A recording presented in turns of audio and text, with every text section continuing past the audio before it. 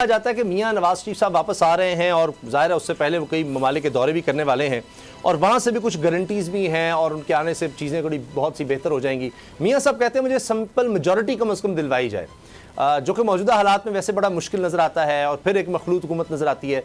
तो मियां नवाज शरीफ साहब की ये जो ख्वाहिश है आपको पूरी होती नज़र आ रही है कि उनके पास एक कम अज़ कम सिंपल मेजॉरिटी हो ताकि वो किसी की ये बेसाखियों की ज़रूरत ना हो, वो जो चाहें वो कर सकें। ये मुतालबा किससे किया जा रहा है?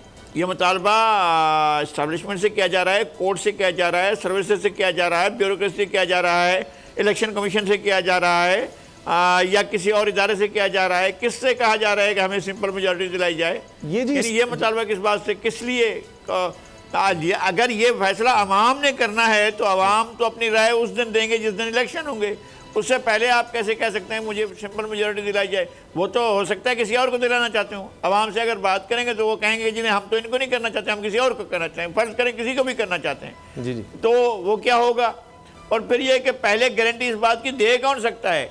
यानी जनाब अनवारुल हक काकड़ साहब ये गारंटी देंगे कि जनाब आपको सिंपल मेजॉरिटी दिलाई जाएगी, या जनाब सिकंदर सुल्तान साहब जो हैं वो गारंटी दिलवाएंगे कि जनाब हम आपको जो है सिंपल मेजॉरिटी दिलाई देंगे, आप कोशिश करें, आप आ जाएं, हम आपको नहीं। ऐसा नहीं है। सिंपल मेजॉरिटी कोई मांगने का वो नहीं है। ये खैरात में भी नहीं मिलती है, ये ज़कात में भी नहीं मिलती है, ये सदक़े में भी नहीं मिलती है, और ये ऐसा भी नहीं होता है कि कोई उठाकर जेब से निकाल कर रख दे। हाँ, अगर इलेक्शन बनाया जाता है और इनके हक में बनाया जाता है तो सिंपल मेजॉरिटी का टू थर्ड मेजॉरिटी ले लेंगे। ये लेते नहीं रहे हैं क्या माजी में?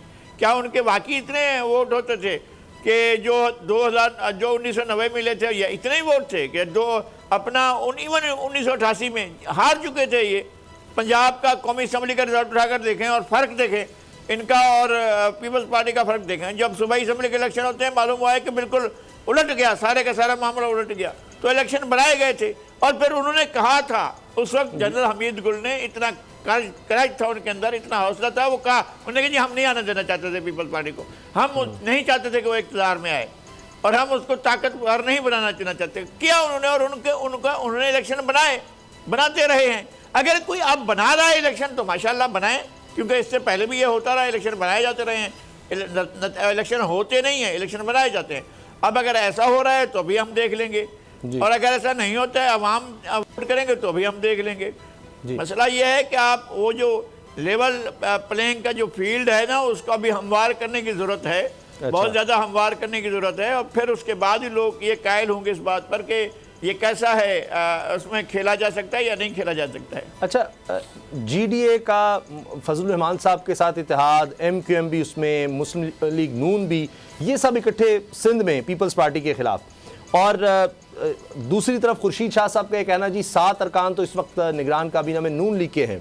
फिर ये भी हुआ कि जो सेंट्रल एग्जीक्यूटिव कमेटी का इजलास पीपल्स पार्टी का होता है उसमें भी तहफ़्फ़ुज़ात का इज़हार किया जाता है कि जो निगरान हुकूमतें हैं वो तो B टीम बनी हुई है नून लीग की। तो आपको ये सारे इतराज़ात दुरुस्त नज़र आते हैं? और ये जो इत्तेहाद बन रहा है पीपल्स पार्टी के ख़िलाफ़ तमाम बाकी जमातों का, जिसमें MQM भी शामिल है, जिसमें GDA भी है, फजलुर रहमान साहब JUI भी है, नून लीग भी है, इसके बारे में आप क्या कहेंगे? बस मैं यही अर्ज़ करता हूँ कि फिर हम देखें ना, शुरू हो जाते हैं वहाँ से। कश्मीर कंदकोट पहला ज़िला है, वहाँ से क्या लेंगे, किससे लेंगे, कौन सी सीट लेंगे? उसके बाद इधर इस तरफ दरिया के इस तरफ घोटकी पर आ जाएँ, घोटकी से कौन सी सीट लेंगे? फिर उस तरह चले जाएँ, जैकोबाद से क्या लेंगे, शिकारपुर से क्या लेंगे, कंदकोट से क्या लेंगे, कंबर से क्या लेंगे, लड़कना से क्या लेंगे, दादू से क्या लेंगे, जामशेरों से क्या लेंगे, और इस तरह ठट्ठा से क्या लेंगे, बदीन से क्या लेंगे, मीरपुर खास से क्या लेंगे, उमरकोट से क्या लेंगे, थरबारगढ़ से क्या लेंगे, मुठी से क्या लेंगे? कौन से जगह से सीट जीतने जा रहे हैं? सारे के सारे plus plus plus plus plus 15,000 plus और लगा दें। कौन सी सीट है, किस सीट पर जा रहे हैं और कौन सी सीट जीतने जा रहे हैं, वो हमें बता दें, हम समझ लेंगे जनाब हाँ कमाल हो गया। ये नहीं है। अगर ये सूरत हाल नहीं है, सिंध में तो एक तरफा सूरत हाल है, मतलब क्या कर लेंगे? अब हम ये तस्वर करें, ये ख्याल करें ये कि जनाब एक जो मजमा बनाने वाले और सोशल मीडिया के माहिर हैं JUI में, मौलाना डॉक्टर खालिद महमूद सुमरो के साहबजादे राशिद महमूद सुमरो, क्या वही जो है वो रिजल्ट बनाएंगे बैठकर, या रिजल्ट इलेक्शन कमीशन बनाएगा, वो करेगा उसका? आपकी बात तो लग रहा है कि ये इत्तेहाद मुश्किल है कि पीपल्स पार्टी को अंदरूनी सिंध में कोई डेंट डाल सके। अगर आपको ये वीडियो पसंद आई तो सब्सक्राइब करें और बेल पर क्लिक करें। सब्सक्राइब करें और बेल दबाएं ताकि कोई खबर रह न जाए।